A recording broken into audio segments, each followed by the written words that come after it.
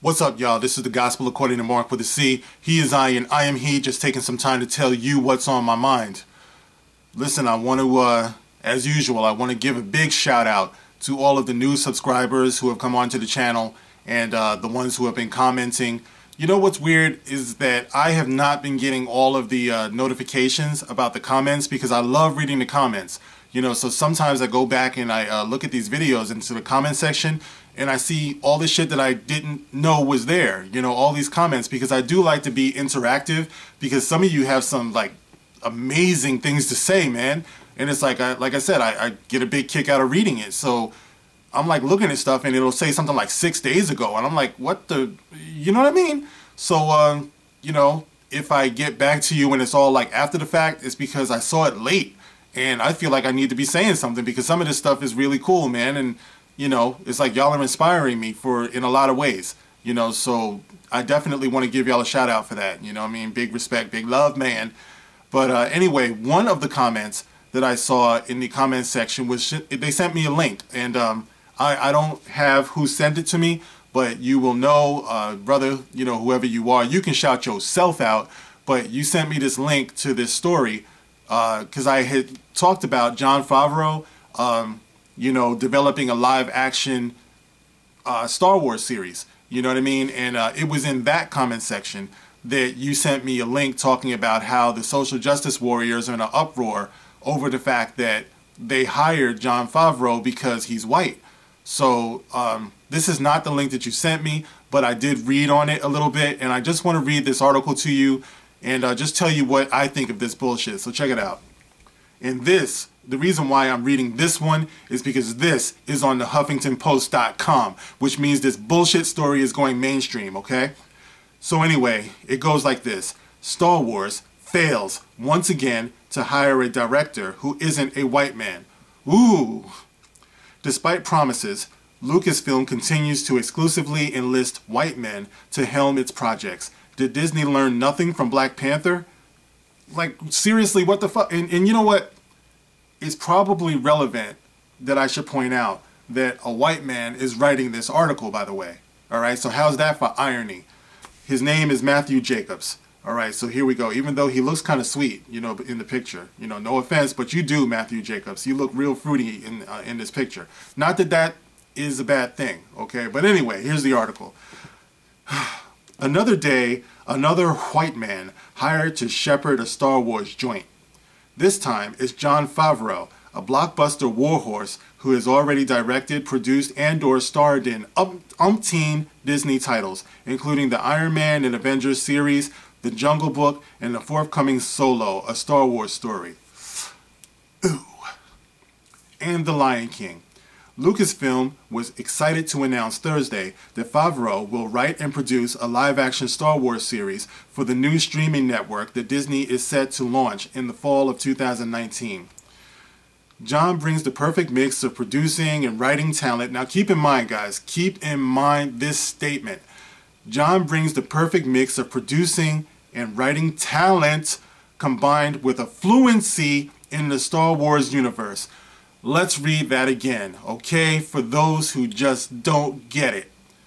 Jon brings the perfect mix of producing and writing talent combined with a fluency in the Star Wars universe. Lucasfilm President Kathleen Kennedy. I'm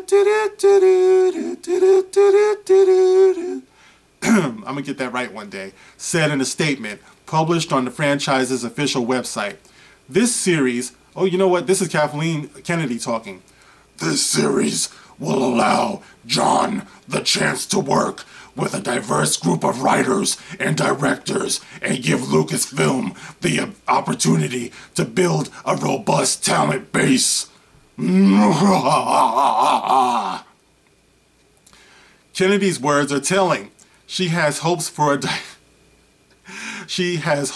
diverse, there's that word again, a diverse, not a talented, not a qualified, but a diverse roster of writers and directors. But that roster will be led by the 12th white man to captain one of the franchise's movies, or in this case, live-action series, since George Lucas launched Star Wars in 1977.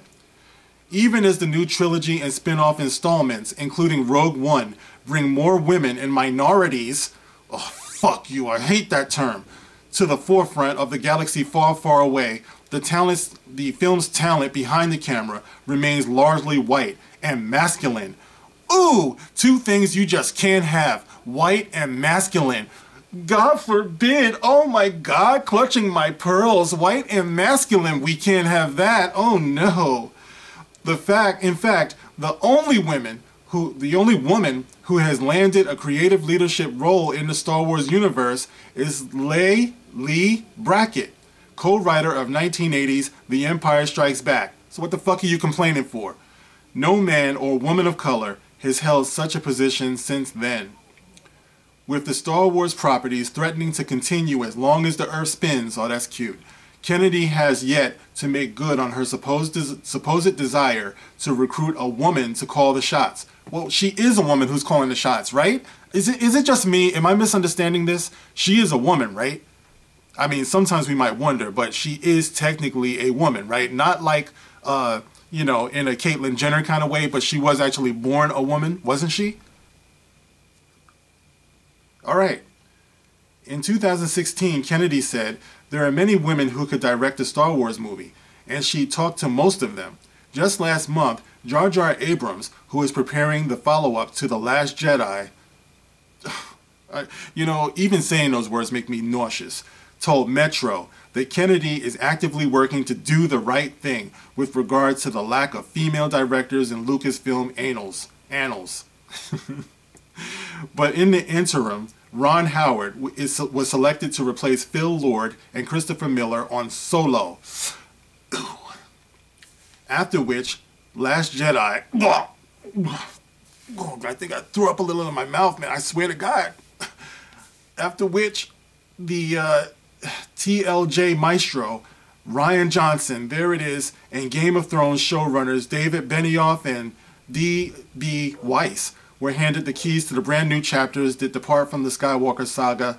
Selma and A Wrinkle in Time director Ava DuVernay was at one point rumored to be in contention for a Star Wars entry, but this week she said on Twitter that it's not for me. Of course it's not for her. It's not for her. It's not for most women. Now I'm not going to finish reading this right now because I'm going to post the link in the comment section so you can read this bullshit for yourself, as usual.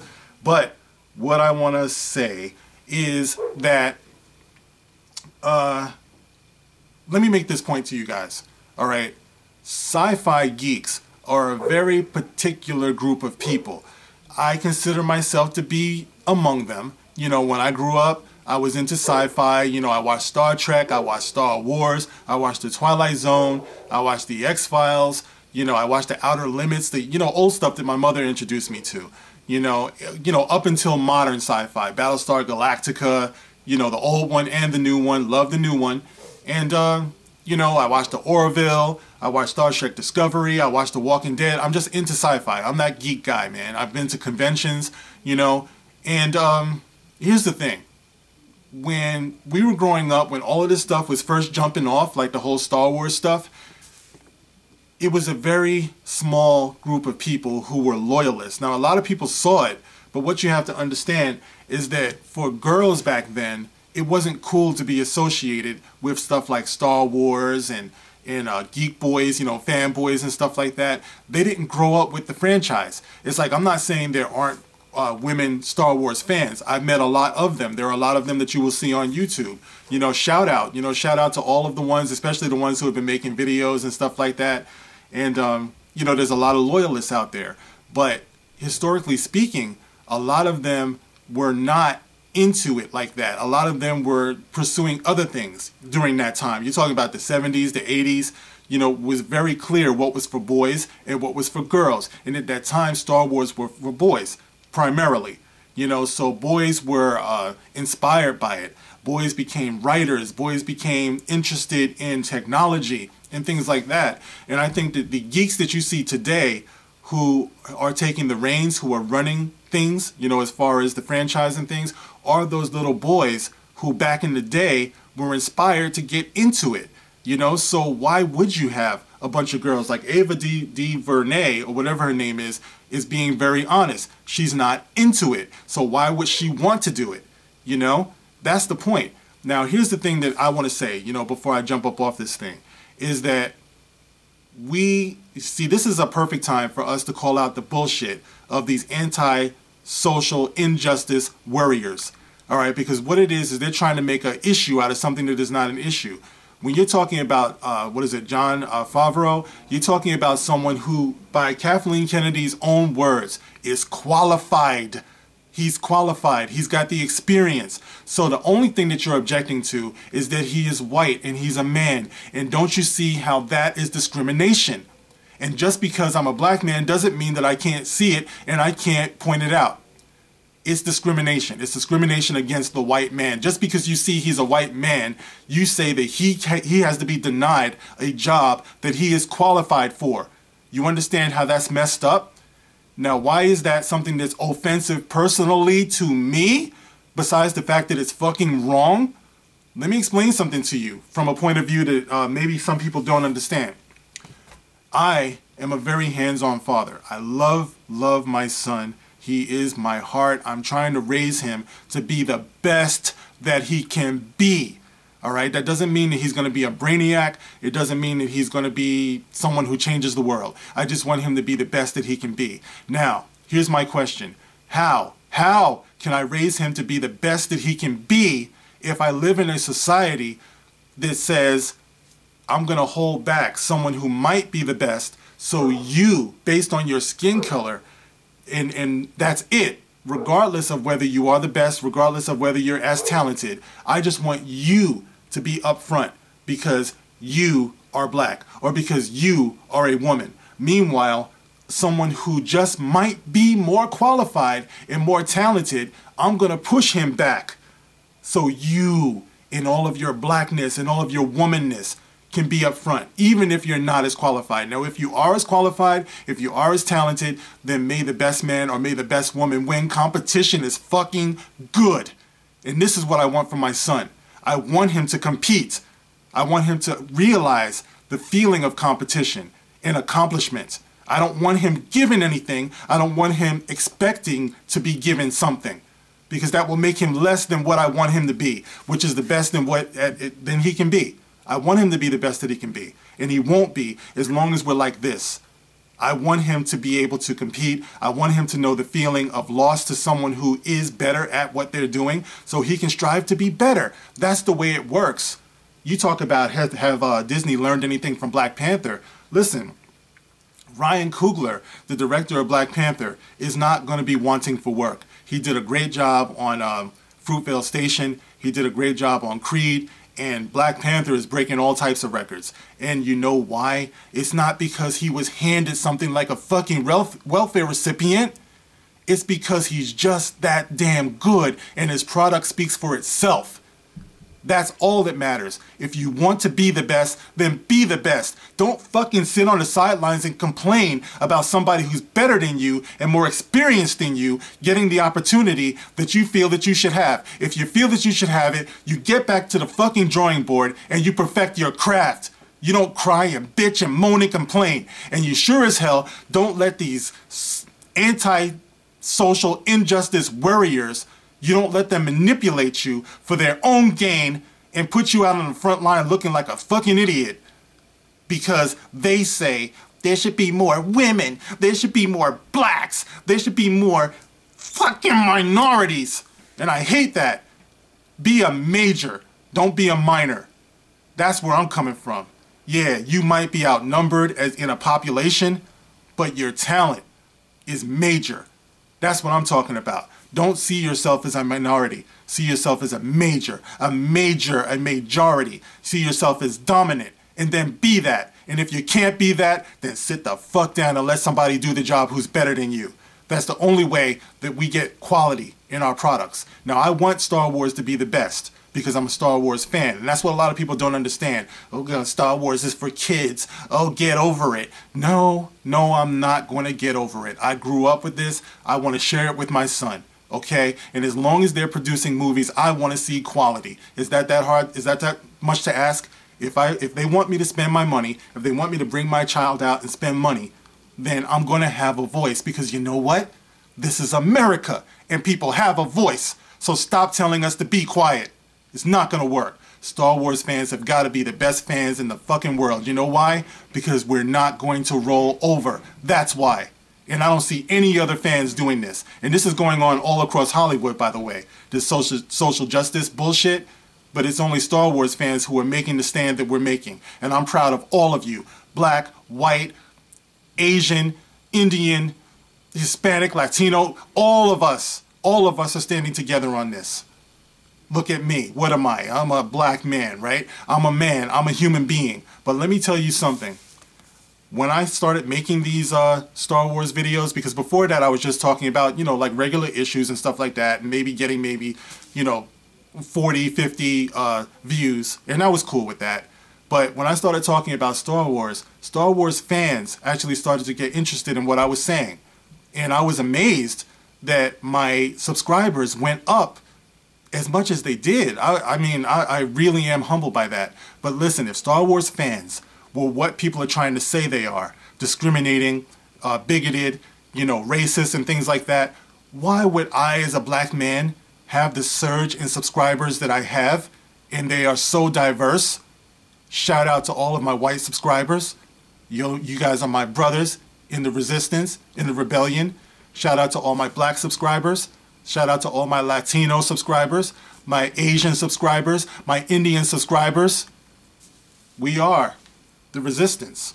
And I'm so proud of Star Wars fans because there's something deeper here than just, it's just for kids and it's just a movie. No, we're talking about equality. And if you want real equality, then it's just that. You have to extend it to everybody. There's no such thing as keeping down a black man so that everybody else can get ahead. There's no such thing as keeping down a white man so everybody else can get ahead. Equal is equal. And we have to compete. If you can't compete, like I said, sit your ass down and perfect your craft. They won't be able to ignore perfection. You want to use Ryan Coogler as an example? Then use him as an example. He's getting all types of doors open for him as a black director because he's just that good. And Jordan Peele. And a host of others. Ava DuVernay. You know, I'm not pronouncing her name right. I suck at names. But you know what I'm saying. She turned it down. So what does that tell you? She's not feeling your antisocial injustice worrier bullshit. And neither am I. Star Wars fans, I'm proud of you. I just wanted to make this statement because I feel it's important for me to make this statement among you others for obvious reasons. You antisocial injustice worriers, do not use me. Do not use my people to forward your bullshit agenda. I reject it. And I can't speak for everybody, but I goddamn sure reject it myself. Now, I have things to do, and it's been a long week, but I just wanted to make that statement. I will catch you guys on the next one. This is the Gospel According to Mark with a C. Rock on.